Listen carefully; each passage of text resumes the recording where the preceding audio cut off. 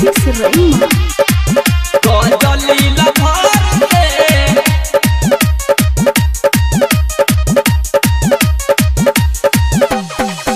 कोना कोना छान मरली मिलल नहीं के भोर से कोना कोना छान मरली मिलल नहीं के भोर से हमरा मिला दहो बाबा रूबिया लभर से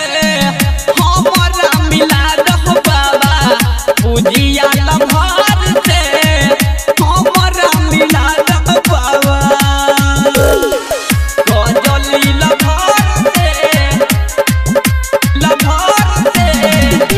सुमित सतीश रईमा अखन आदर सुन रहल छी हाजे जी सँ धड़कन फिल्म्स के शानदार प्रस्तुति। ओकरा बिना जीवै कोना बुझह परेशानी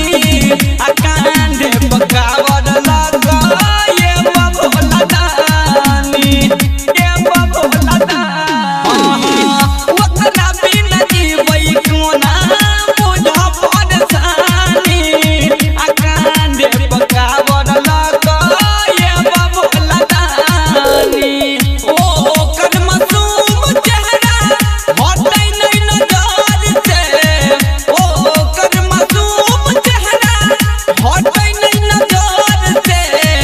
हमरा मिला दहो बाबा गजली लभर से हमरा मिला